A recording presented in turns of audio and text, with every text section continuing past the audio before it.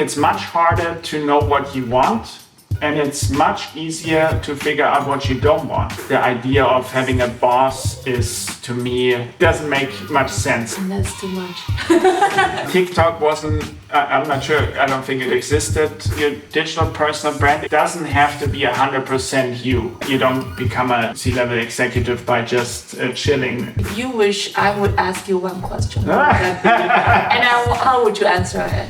Wow. Actually, we got to know each other around 1 year. Do we? Yeah, maybe even more, right? Like the NFT space, we never know how much time passed. Time is so relative in this space. You never give me a proper introduction about yourself. So can you tell me about who is Bernhard Neumann? Okay, I was born and raised here a little south of Munich. I'm from Bavaria.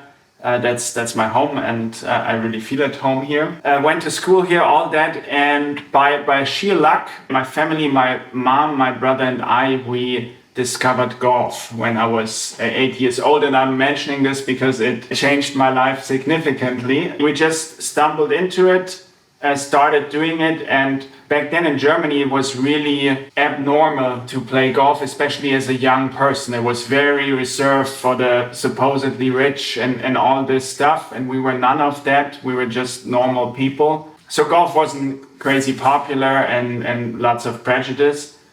But we had the luck there that at this golf course there were a couple other young kids starting, and discovering this sport. That's 1996, I think. I was 8 years old, little older than 8 years, which is not crazy early for people that do professional sports, which I get to. So we started and just stuck with it, and it really changed my life dramatically, because ever since I was 11, this thought in my head was, hey, I'm gonna be a professional golfer. And everyone around me also agreed, because I was moving really well along, getting better at the sport, and being in the Bavarian team, later on in the national team and all this. It changed my life. I really, like in the TV you see for professional athletes, I was going to school, my mom would pick me up from school. It's like till noon in Germany back then. We would go to the golf course, I would play golf, and in the evening come back, do homework and repeat. On the weekends just golf. And so I didn't quite live the life of a usual child, but it never felt like I gave up something. Were you good at school, by the way? This lifestyle? I was medium. I turned out to be fairly good in college when I chose what I wanted to study, but I was a little better than average, I would say. It was probably harder to do since I was gone. Like later in my school career, I would be gone for half of the year because I was traveling all over Europe. Moving forward, I turned pro. I became a professional golfer. I went to college before that in the US. I gave up being a professional golfer 8 years ago. Went into an agency consultancy, helping big German companies start on social media, get into social media. We had to convince them back then, which seems like a crazy thought today. This was 2018 or something, or 17. And it really was convincing work. Hey, everyone is on social media, you need to be as well. And after 2.5 years, I decided to quit and become my own boss, entrepreneurship, freelancing. And I've been doing that ever since. Okay, so you mentioned that your entire family got into golf. How did that happen? Good question. Actually, it wasn't the entire family. My dad,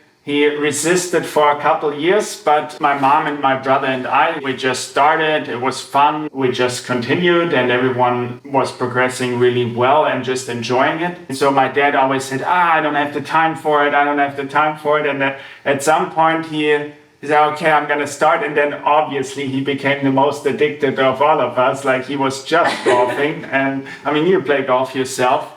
People get addicted to it. Not sure what it is about golf, but it's there. And so that's how the whole family ended up playing golf.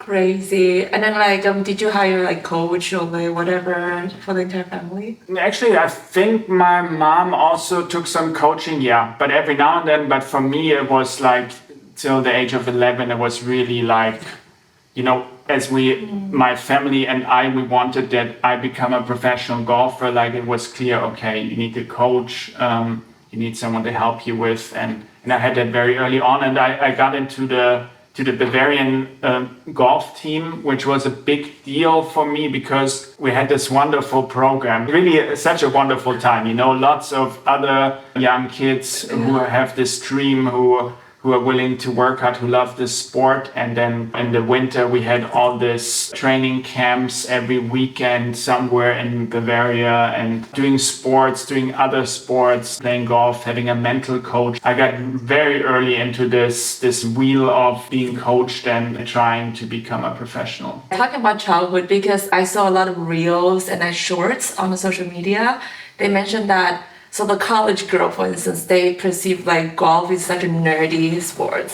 I don't know how's in Germany. Like, how was your social life back then in school, like when you played? I think it could have been both, but I was blessed, and I still am probably, with a certain sense of confidence. And I was really good when I was young in golf. I had the confidence from being good in golf, maybe confidence in general.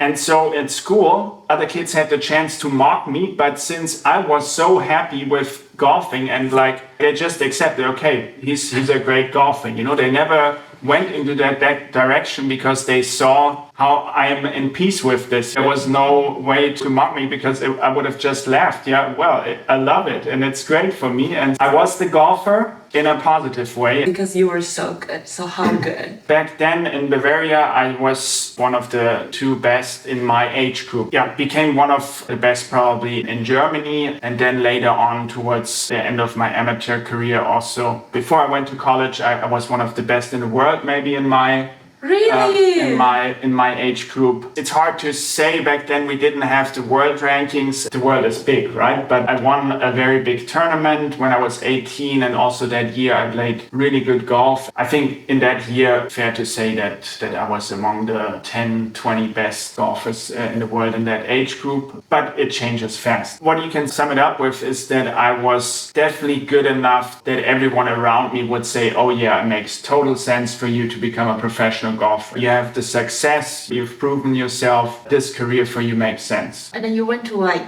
US, was because scholarship, or is it anything related to golfer life? In Germany, it's not that apparent, and it actually wasn't for me back then, but golf is very big in the US and not at all like here, you know, like everyone knows, has played golf at some point in their life, just, you know, tried it out.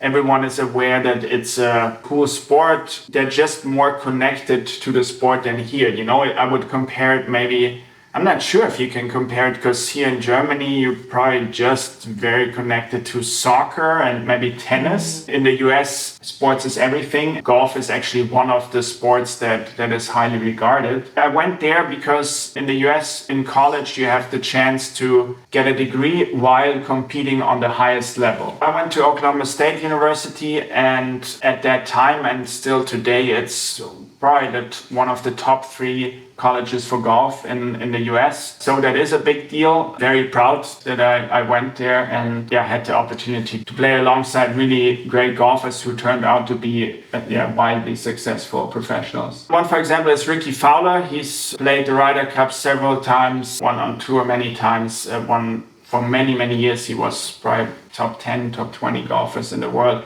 And there's several other, like 6 of my teammates were on the PGA Tour, on the highest tour in golf, like the Champions League for soccer or something, I would say. I had a wonderful time. 5 years, I did my bachelor's, did my master's there, and thoroughly enjoyed it. What did you study?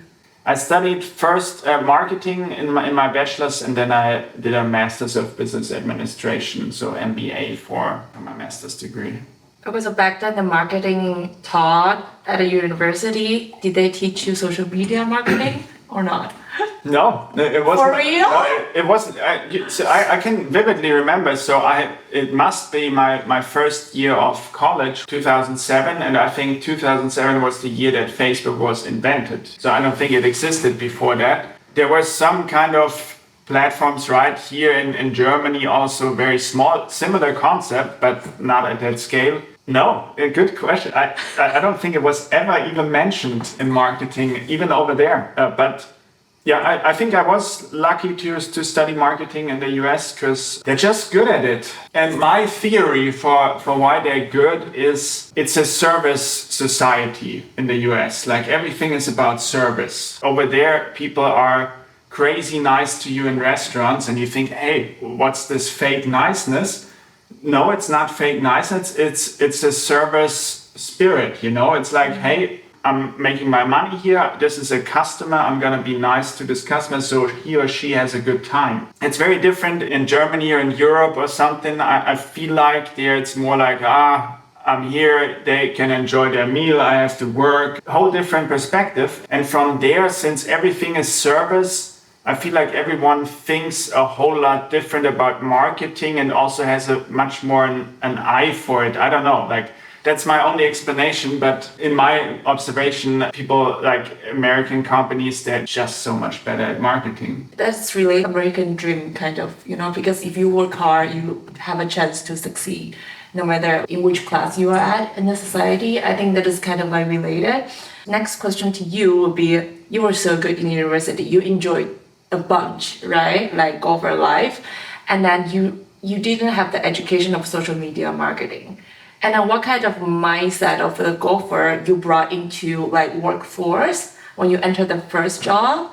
And then you also mentioned 2007, Facebook was invented. So why you try to convince company to do social media marketing? I wasn't new to social media, so it started when I was in college. Everyone had their Facebook, and it was obviously just for getting to know people and staying in touch with people. Even though I didn't, study any social media, or I wasn't on the business side in touch with it during my college career at my university, I did when I was a professional golfer as a side project. I started to start a blog, actually 2 blogs, and alongside I did social media marketing for my blog and for that thing. And so that's how I taught myself basically how to use social media to create content and all that kind of stuff. It worked really well. Unfortunately, back then I wasn't knowledgeable enough to make something out of it, or not entrepreneurial enough. Like I had crazy success with 2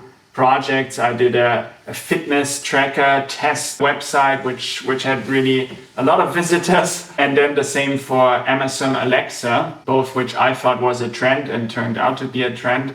And so that's how I learned social media marketing when I quit my golf career and became a marketer. That helped a lot.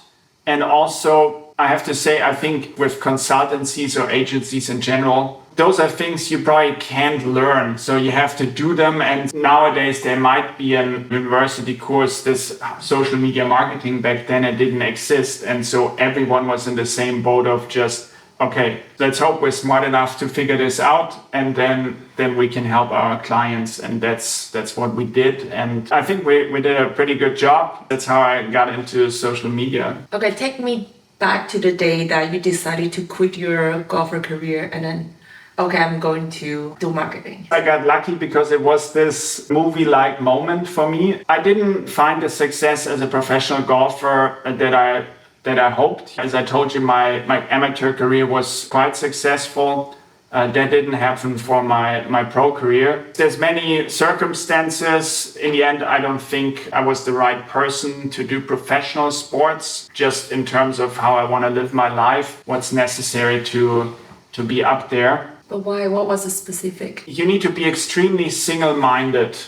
Like everyone I observed that made it, some of them had better skills than I had. But I was quite skillful. Like I think I still probably had the game to compete on that level, but I never was able to perform. What I saw in many other people is that there was just golf in their mind. It wasn't like, for me, there was always, I could still go into business. I always had alternatives in my mind, and I wasn't also satisfied. My mind wasn't satisfied with just golf. Like it was not stimulating enough on an intellectual level for me. I always had this other interests that I tended towards. It's so hard, because if I would have won a couple of tournaments as a pro, we wouldn't be sitting here and I was born for this. So, Big four, right? yeah. It's just backwards rationalizing. It probably doesn't work that well.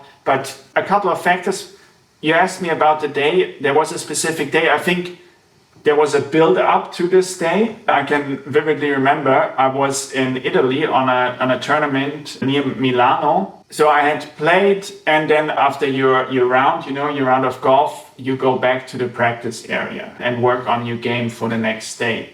And I went back there, and I saw all my other colleagues, working on their game. For the 20 years, I was one of them. I was like, yeah, let's get better every day, every day.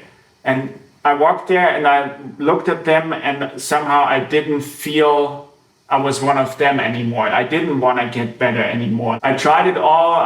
It didn't work out the way I wanted.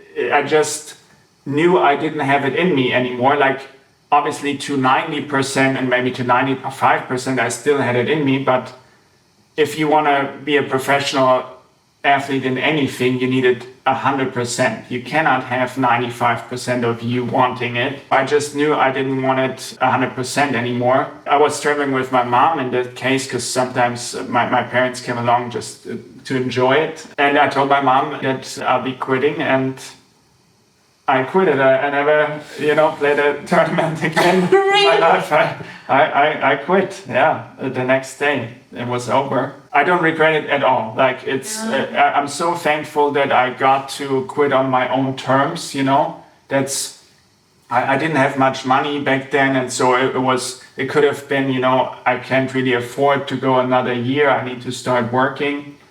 Luckily, that wasn't the case. I could just quit because I didn't feel it anymore, and so I did. Crazy. So like from the moment you decide to quit until you actually quit, was that within 24 hours? No, that was minutes. I don't know. It was I just quit. God. I just didn't. But as I told you, I'm pretty certain that it started a year before or something. It wasn't going the way I wanted it to. As a professional golfer, you travel 35 weeks in the year. I didn't have any money. I lived with my parents, didn't have a car.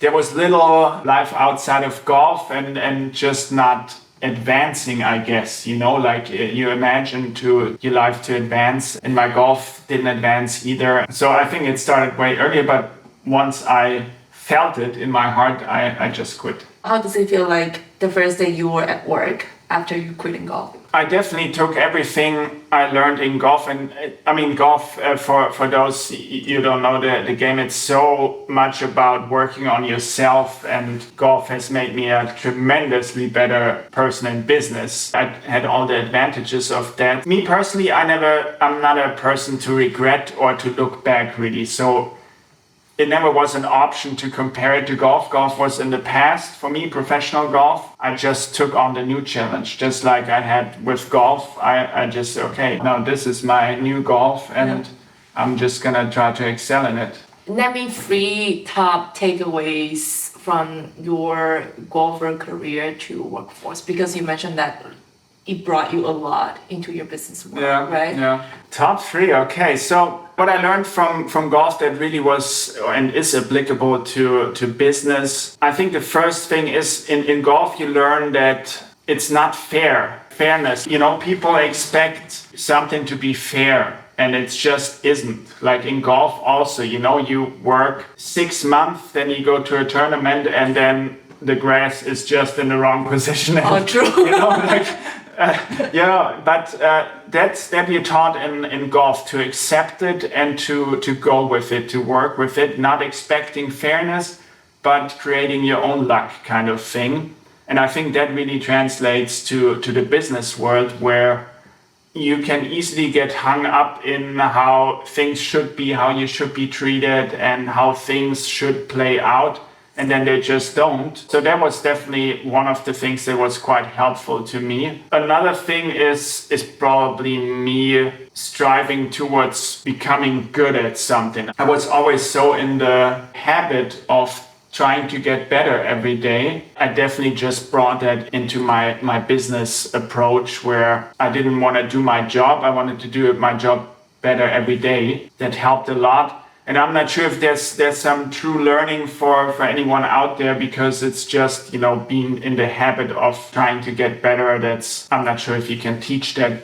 You can get it through if you do sports yourself, or maybe people, all the motivational stuff that goes in the same direction. That probably helped me, since golf gave me so much time to work on myself. I had an easier time to adjust to all the new situations, and also have probably a very solid sense of myself, I think. When I look at other people, they're still finding themselves. They had a university career and everything was fun there and all this, and now all of a sudden he has work. Since I was 11 years old, I worked on becoming a professional golfer, and then I traveled the world like 100 times over. I think that gave me quite a good head start in terms of knowing myself, then knowing what I wanted and what I didn't want, and being a person. I think other people had an easy time to know where he's at and what you can expect from someone like me. So you brought that into your work,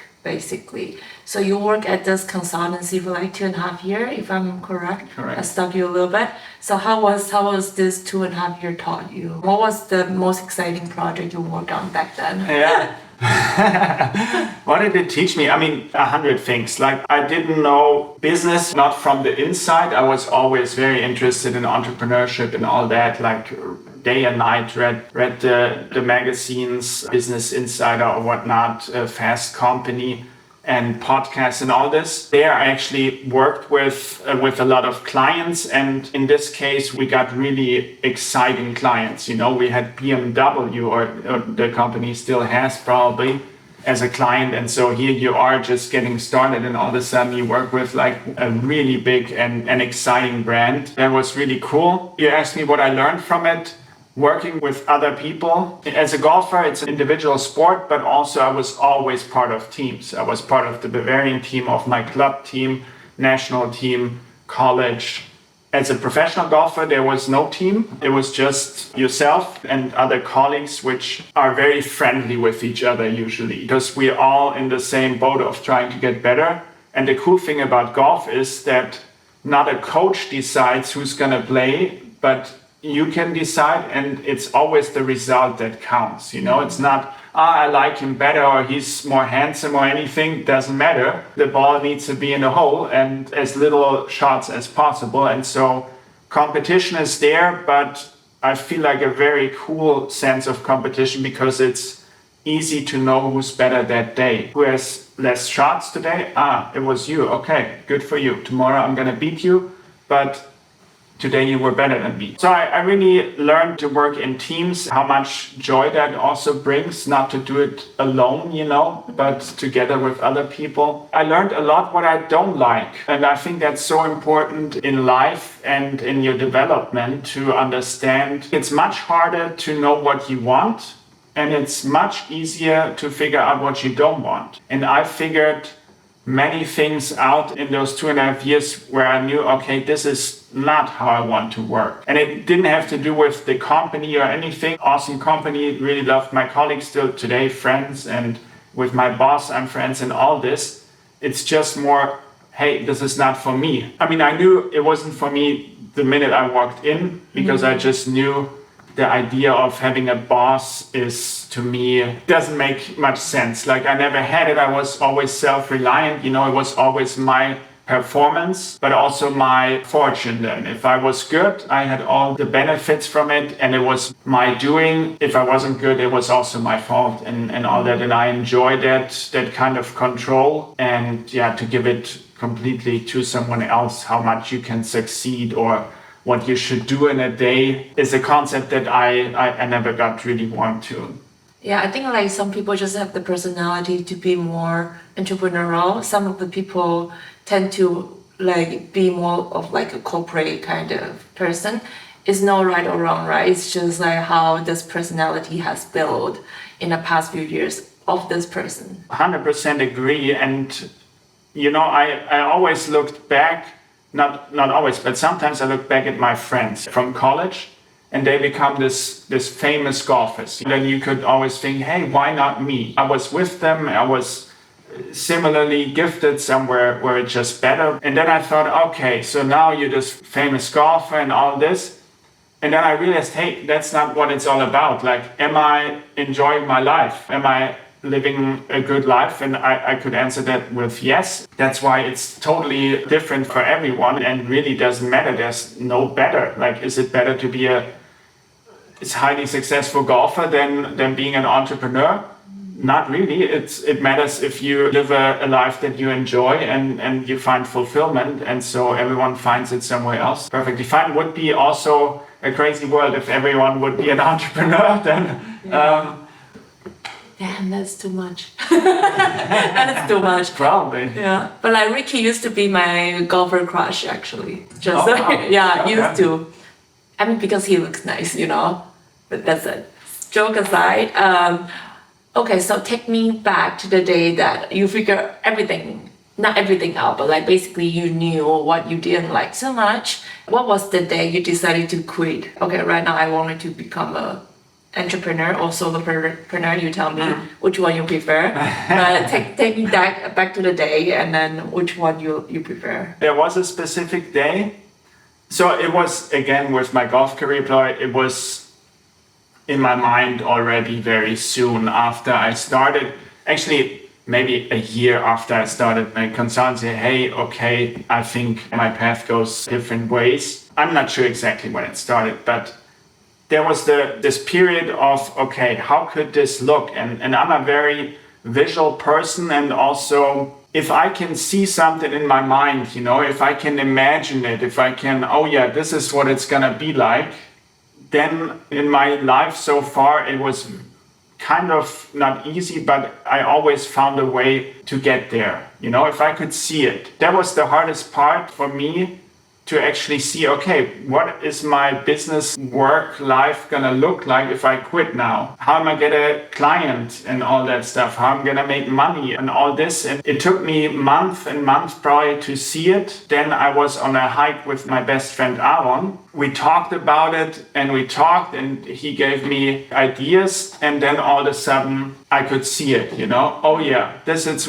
what's it gonna look like for me. That moment I saw it, and I think within 14 days I gave them my slip that I'm gonna quit. I noticed them, and then in Germany you have those 3 months of transitioning phase. The thing, like in retrospect, it was probably a little naive to do it, but that's probably how all people do it, because I didn't have clients lined up. Usually you take your clients from the agent. I didn't do that at all. You have your clients lined up and then you fall very softly. I didn't have that. I just knew it was my time to do something else, and so I quit. I did, luckily, immediately towards the end of my period. I have a good friend, his agency needed some support bringing up a social media division in their agency. In the end, it turned out beautifully. Like, it was a perfect transition. I had from the beginning more work than I wanted to do or something, so it worked out well, but it could have also gone bad.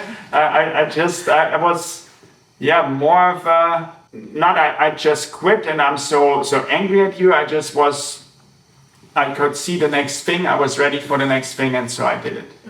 So what was the idea of your entrepreneurial journey? Like brand building or like marketing, social media? Like, what was the initial vision and mission? I just continued to do the same thing I was doing for the consultancy agency, which is helping companies to communicate effectively via social media. I also broaden it because through my blog experience and everything, I knew quite a lot about websites as well. I ended up very soon offering basically the whole digital positioning of a company, meaning here's the website, there's social media communication, this all fits together, and in the end we accomplish a positioning of this company. Oh yeah, this is how we are known for now. If we think about this and that company comes to mind. How was the first, like you work as an external, right? So the first case you got? My first big client was working with an agency. So I built up their social media division internally while also starting to get them social media clients. And we worked on quite some prestigious clients right away there also. Setting up, at first developing a strategy for social media. How are we gonna succeed on social media? What's our positioning? What's our unique value proposition so people follow us? And then we started to create content around that and distribute that content, put ads on it. So the whole 9 yards in that case. What kind of platforms you were?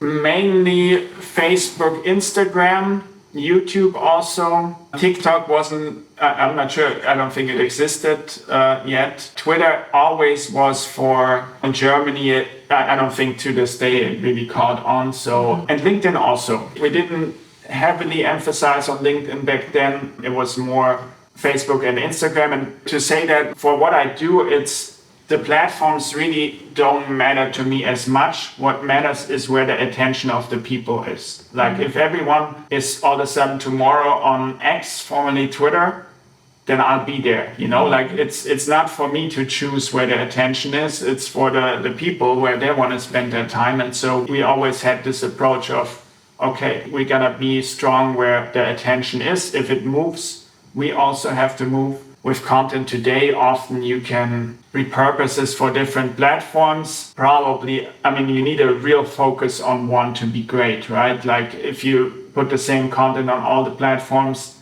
it's not gonna be that great on all of them. Nowadays, I focus on LinkedIn most of the time, distribute to the other platforms just to be there. Also for the clients?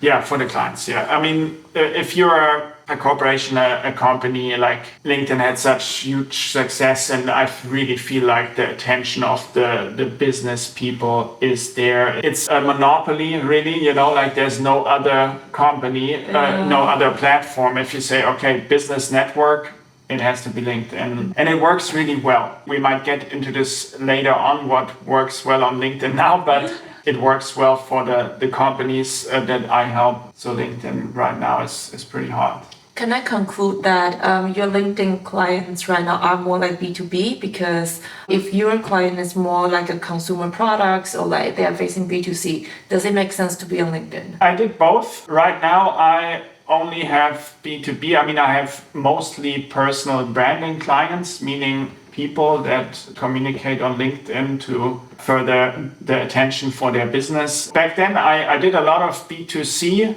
and that's why we probably didn't go heavy on LinkedIn. Right now, there's not that much B2C on LinkedIn. I agree with you. And I'm not sure if many have found a way yet. I think they will. It's just a matter of time, but I'm not sure if that many companies have found the right angle to say, okay, I'm in this B2B environment and now here's your consumer product. I haven't seen it yet, but we will see about that. Talking about personal brand building, who is your most famous client? I had the luck and the chance to work with Thomas Müller, the famous soccer player for FC Bayern Munich.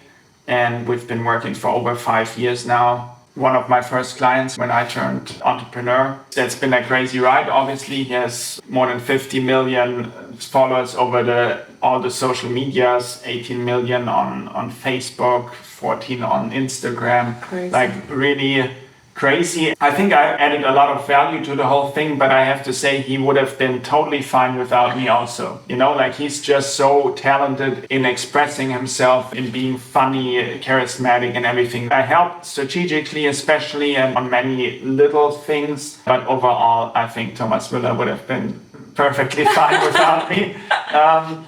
nevertheless, we did some cool stuff. But what's always important, and I think a good lesson for everyone out there that I had to learn myself, is if we look how to do things on social media and everything, we tend to look to those who made it, those big accounts. Wow, he's such a great influencer in that space. I think soccer players are a whole different league because they don't have to produce amazing content. They're just very famous, right? The game Thomas Müller or like mega influencers playing, it's so different from what we play. It's just not the same game. So trying to look to them how to do it is not a great idea because they had to go through all the different stages of getting there. I always say, like if Ed Sheeran, I saw this video, Ed Sheeran goes into a bar, and that's the video. How interesting is it when I go into a bar and it's filmed? It's 0 views. There's nothing interesting about it. If Ed Sheeran goes into the bar, oh my God, how cool. Wow, what's the bar like? Look how this, and he drank a beer. It's amazing. You can also go further down and people with just 1 million or 100,000 followers or something. It's just a whole different game. And so really important for people to know that and to understand that they need to play the game where they are at right now and not what other big influencers are. Why your work matters, why your work is important. I'm not sure if it's important. So there is a thing that... No, let's rephrase a little bit. Like, why do you think personal brand building or brand building is important? Especially, let's cater to personal. I talked to someone just last week and I think she put it so nicely. So your personal brand is also like an alternative investment class kind of thing. So we have an easy time to invest into our career or into a house or into a stock or anything. But if you think about it, the personal brand is what will be part of your working life all the time for the next, however you will work, for the next 30 years, It's such an important thing that you always take with you. Oh, you're changing jobs. Well, you're still a person, right? You still have a personal brand. Oh, again. I sometimes say people, hey, to clients, potential clients, people can fire you, but they cannot fire your personal brand. It's something that you can take with you. In today's world, it has so many benefits to do it that way. And when I work with corporations now with companies, it's like they say, okay, yeah, we get the personal brand, it's really important, but don't you think, how does that fit into a marketing mix and all that, and it's a big investment, and I have the risk of this person leaving the company, and then I say, well, it's really not much of an option anymore, because we know now that traditional marketing and corporate marketing doesn't really work anymore. We're not watching it. You're not gonna think, oh, what is BMW publishing tomorrow on social media? You're not excited about that. But if there's someone you follow and you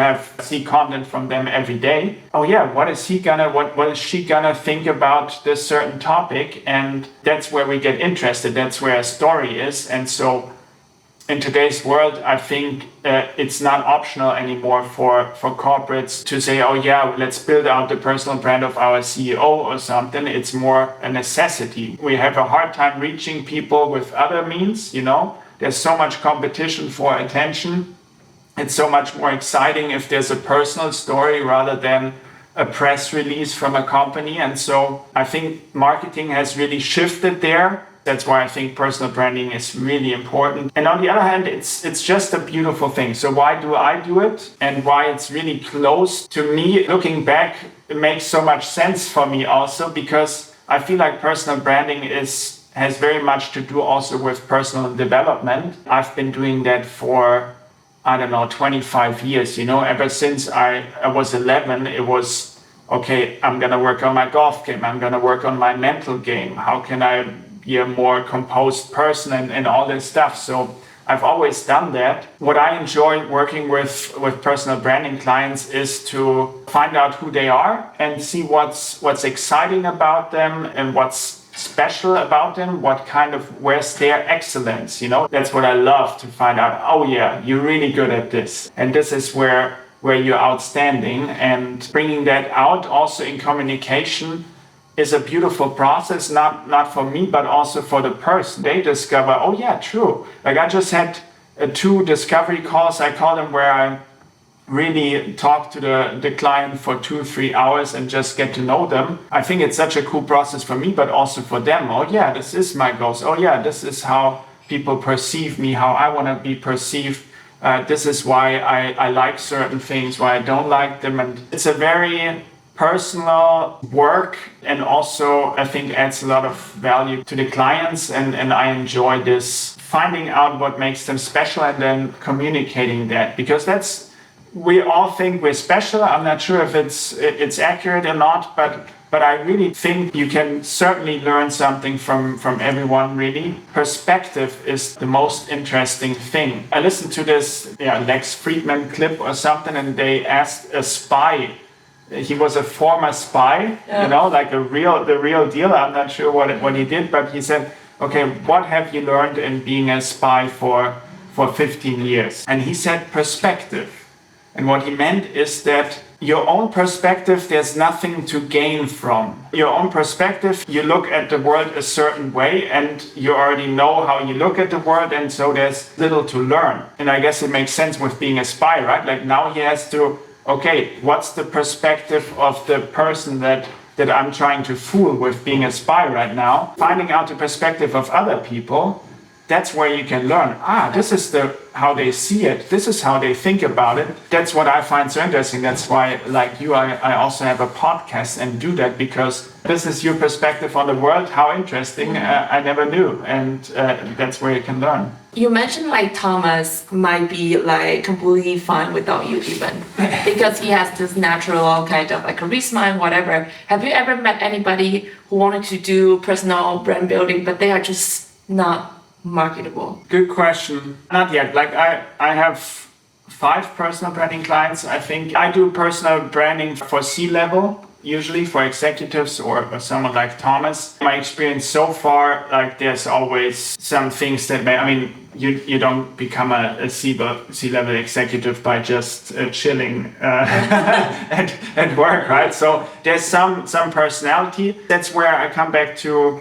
Everyone is unique and special. I think probably, but for some people it takes a whole lot more work, right, to find it out. And it's such an interesting journey also, because for myself, I'm not sure where I belong in this category and everything, but I just know when I started, I took some feedback from friends and everything, and they say, don't you think you're too much like this and you're too much like this? And I took their advice and became this very smooth everything.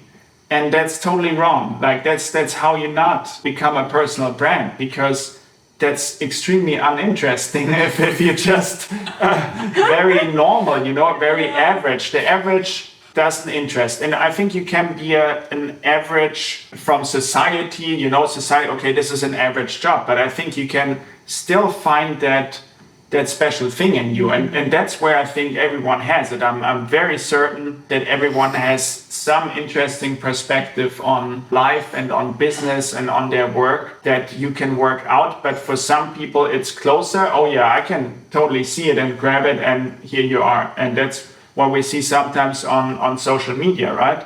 And for some people, it's more, okay, let's take. No, this is not that interesting to everyone. But hey, that's how you do it every day, or that's your hobby, or that's how you view the whole thing. Now we're talking. So sometimes you need to dig deeper, but I feel like it's in everyone. Not everyone is great in front of the camera and everything, so there might be different mediums. Some people can write really good, some people can talk really good on camera.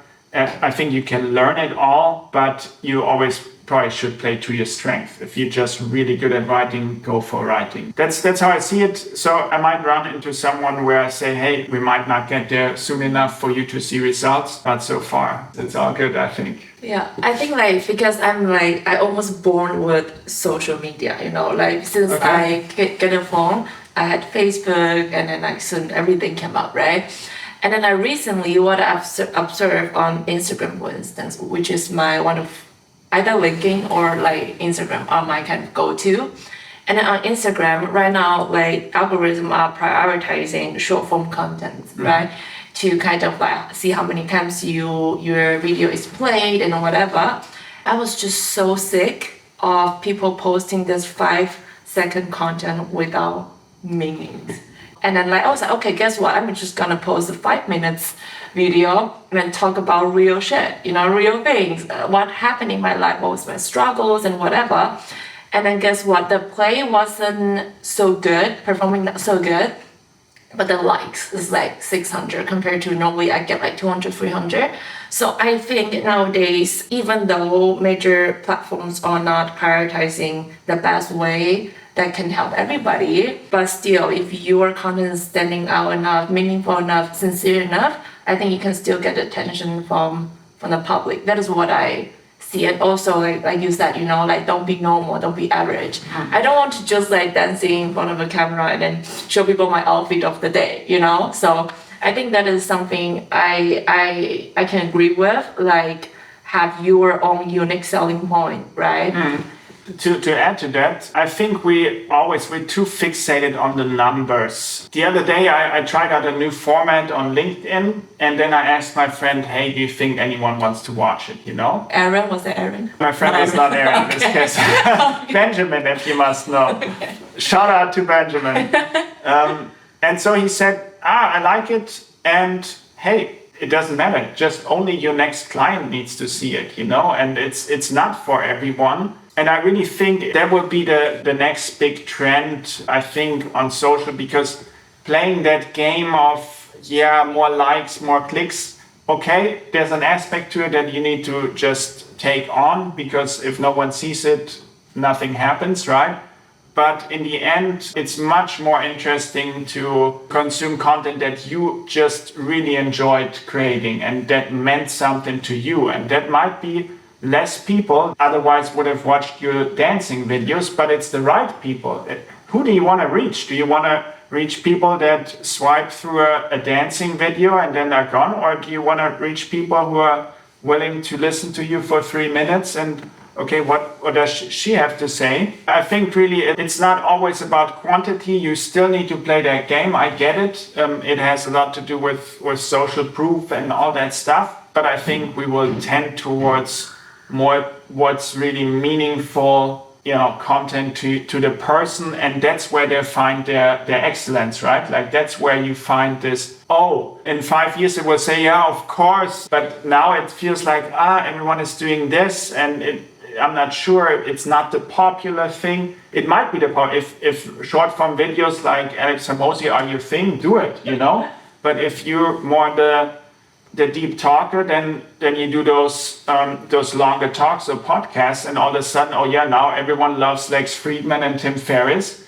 and at some point it was too long, then it was too short. And you probably find your magic, your special thing that people find really attractive more in content that you like to enjoy, and rather than trying to chase the next trend. Yeah, I think like one thing I did it wrong before was that I tried to build a personal brand that was not 100% of myself, And then I think that is not just, it's not good for my mental health, so to say, because sometimes you are not just like in the public, you are not the way how you kind of present on the social media. And nowadays, I think a lot of audience can really truly get to know you easily just by putting your name on Google search. So I think one of the things I would probably also, I don't know, tell me about what you think. I think like being at least to a certain degree, showing your true self on social media, personal branding, sincere, honest, it's important. I do have a thought about that. So I think your personal brand, your digital personal brand, doesn't have to be 100% you. There probably needs to be a gap, because otherwise people attack you on social media, they're attacking you immediately. Not a nice thing to have. So the way I view it, yes, authenticity, well overused word for sure. It's still true. People will seek it out even more in the age of AI. Like, I really wanna see the wrinkles on this on this guy's face. I just don't have. which is true. You don't have them, but they will come. Don't worry. No, so I think definitely authenticity, but I see it more as an avatar. Yes, it's you, and yes, we want to keep it close to you, but it's not you. It's okay to be a little bit more outgoing in your social media content than you maybe normally would be, or a little bit more towards this side or this side, rather than where in real life you always go the diplomatic route or something. There's also something cool about it, because you can discover, you can test out like a little bit the sides of the box. Do I want to be like this? No, here. And in real life, we do that also maybe, but I think it could be also a nice playground to discover yourself even further, because you can try out things. Okay. For example, I did a video here just around the corner here last week, and I posted it. And after I was online for a day or two, I just didn't like it. It said it didn't feel like my brand or how I want to be, how I want to be perceived, and so I deleted it. I saved it. No. Exactly. But that's also personal branding, and one of the most important things about it is that it's not defined but refined. It's impossible. So I work with clients professionally. Here's the strategy, but I still tell them, hey, this is our best guess today. We thought this through. This is your positioning and all this. This is the content that gets you towards that positioning. All this. But then we just have to see. We get it out there, and it's different because I give them, the content and everything. This is how it's gonna look. Here's the words, here's the picture, but it's still not the same before you post it. And then it's out there, and then you get response or you don't or whatever, but you just know, doesn't quite feel like me. And that's the process. You have to go through, you refine. Oh yeah, feels good, more of this. Wasn't quite, and that's where you start. Wow, crazy. Yeah, I do agree with you. Okay, so there's one question, and then I didn't put it in the questionnaires. It just popped out. I really Oh God, I'm not sure if I can answer it then. Actually do. So because we see nowadays a lot of companies wanting to remove the educational background as a criteria, to kind of recruit new blood to the company, basically. Mm-hmm. So since I know you build up your professional athletic career, actually, and you enter the workforce. So in your point of view, do you think education is important for anybody who wants to become entrepreneur? I don't think it matters much what you learn there. What you learn in school in general, right, and also in university, is how to think. Like your mental models get built there, which is crazy important. The knowledge itself, I think I took some from university into my job in terms of marketing, but nothing like today. I mean, if I would have been even happier person if I had the opportunity of all the knowledge we have today. It just wasn't there when I was in school or at university, like the abundance of amazing information. I think the biggest value of university is to have a couple of years to find yourself, to just get to know yourself, usually outside your family and your usual environment. And just understand, this is what I like, this is what I'm like here. And the people, obviously, like working with other people, studying, getting along with other people. For my kid or something, I would definitely want them to have that experience, to be able to discover themselves further, learn to be social, learn to get to know new people that are just not, in school, they're just there, right? They're just your classmates when you're young, and they're from your neighborhood. But in university, they're from all over the place. And I think it really broadens your perspective and everything. I would not, if I hire people or something, it has zero meaning to me if they went to university or studied the whole thing. I want them to be good at what they do. they cannot prove it to me by showing me like a university certificate. I don't know like how you got it, or not sure what they asked you. I want to see with their work, you can really do it. You're really good at this. And I think that's the way. It hardly plays a role. I wish it for everyone to have that experience if they can afford it, to go to university, to have that time to develop. But for companies, if they have a good process of finding out if people are good, academia was a short track. Okay, they went to Harvard. I mean, whatever means Harvard today, right? I can assume that they're capable of things, otherwise they wouldn't have gotten in. I can assume that they're fairly connected, and so I don't have to get them through a 5-week review process if they're good. And so now that matters way less, academia and all that. There's so many people that get good at stuff without going to college. Like, why would you build a barrier there? So do your personal branding. Now you're not writing your CVs. I mean, you're totally right. I mean, come on. Like, we have 2 applicants. They're both really good, right? Like, good applicants. The one has 15,000 followers on LinkedIn, an active LinkedIn. Everyone is watching everything he or she says.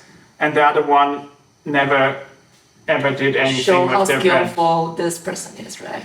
You take the one that has reach, like, we can use this for, like, it's an asset. It's an asset for you. You can bring it with you to a company. You can take it with you when you go. It's always there for you. We didn't have the opportunity 20 years ago when there was no social media, right? Like, to build a personal brand, you had to be on TV or write a book or anything, which was very hard to be on and reserved for very few people. Now you can publish yourself, you can share your thoughts, you can show that your thoughts resonate with people. You can also work on your thoughts. People resonate with this, with that. Social media and personal branding is not just work, it's also very rewarding because you get feedback, you get to know new people. We would have never gotten to know each other if it wasn't for that. I teach at a university now, I teach communication, and we talked so much, I had like a 1.5 hour speech about, come on, you guys, like, start it now. Like, it's gonna be an asset for your entire working life. And a wonderful one that you have control over. Highly recommended. Not everyone wants to post every day and all this, and some people feel like, I don't want to show off and everything. Personal brand doesn't always have to mean that you publish content and everything. It can, but it's also just a way, how do I want to perceive? A personal brand is also in your office, you still have a personal brand. And so there's many aspects to it. And I think it makes so much sense for the world we're moving towards to, right? Like, where everything is more freelancing, more independent and everything. For a founder of a startup not to have a strong personal brand, it's gonna be a struggle. People don't need to hear from a startup, hey, we've developed a new algorithm. So not crazy exciting, but to follow a story of an entrepreneur who built up from the ground and all this people can get on board with that, and then you reach your future customers very early. Obviously, I'm talking my own book. I really think there's something there, and especially, as I said, the way the world is changing, it seems like that's where a lot of potential for many people is. It's easy to do, fairly easy to do, and it's a nice process of actually discovering yourself and meeting wonderful other people. Like, what I built a brand around myself with the Web3 kind of community, and so many cool things happened to me. I got to speak all over the world. I became a guest lecturer at a university. I started like so many things that I would have never had the chance to do, all because I started a personal brand. Okay, what if like your kid, like Neumann Jr. tell you like at the age of 12, say, Dad, I don't want to do traditional study because I watched this episode, and then like I want to do personal branding too. I want to be an entrepreneur, or like whatever he wants to do. What would you say? Probably go to school. School is, I would not disregard it at all. What you learn there, I'm not sure, but we always say, I never need to know about physics in my life anymore. First of all, probably not true. Second of all, it was never about the physics thing. It was about you thinking in structures, you learning to, oh, okay, this is the logic here. This is how it works. I get it. That was the training all along. Also, the training was you have to study for something. Yes, it's stupid to study for something that you're going to forget 3 weeks later. But at least you got the discipline to study it. You had the ability to get this knowledge in your head, to understand it. So I think it's too easy to say what you learn in school is not relevant, is not useful. It could be a whole lot better, for sure. And I look at those videos of the school of Elon Musk, and I like the most insane videos. Like there's 8-year-olds debating the pro and cons of something and who should be assigned to the task. And you think, I mean, we're not that grown up yet. So what are you guys doing being 8 years old? There's certainly a much better way to educate people. And so my kids, I will take it upon myself to add to this and to give them additional thoughts and resources and knowledge maybe that they feel attracted to, but I would still send them to school to get the human experience, you know, to have a crush on a girl, on a guy. But they can meet on Tinder. Yeah, sure. Good luck. And you know, to get into a fight, to be mocked. Yeah, I don't know. It's not a nice thing, but it's part of growing up and finding your place in the world. And I don't think you can replace it with some digital realm or, oh yeah, I do this in a game. Yeah, maybe, but there's 1 million data points that are not shown in a game, which is the physical and how vibes are when you're in person. And so send them to school, go to school. There's so much time left. Try to foster the curiosity of children, I think. Now, okay, I want to learn about this. And here's 17 great videos on it. I mean, how cool is that? Within a day, you can be really knowledgeable about many, many topics, and that at a very young age. And with AI, it's going to be even crazier because you can cater everything towards your stage in life, right? Like, oh yeah, teach those aspects of business in a language that a 12-year-old can understand. If you wish, I would ask you one question. What would that be? And how would you answer it? Wow. You are what you could ask me. Yeah. What do you want me to ask you? Yeah. I don't know. I think. Okay, so a question I always ask my clients, and not my clients, my podcast guests, is like, what would you put on a big billboard that everyone can see? I would put, among other things, but focus on the things you want to bring into your life. That's what would be on it. I have 2 beliefs in my life, and one of them is that our reality becomes what we focus on. It just must be, since it's very a subjective reality. If you focus on the sun being bright, you get an experience of the sun being bright. If you focus on how nice and warm it is, it's a whole different experience. I'm very firmly believer of that you get a really enjoyable, fulfilled life if you get in the habit of focusing on the things you want. That doesn't mean that unwanted things happen and things that are not nice, but it's for us to choose in every situation what we want to focus on. If we don't do it, our subconscious does it. So what we focused on all the time will happen again. If I've always focused on a certain person being so dominant, I will still, oh yeah, he's so dominant.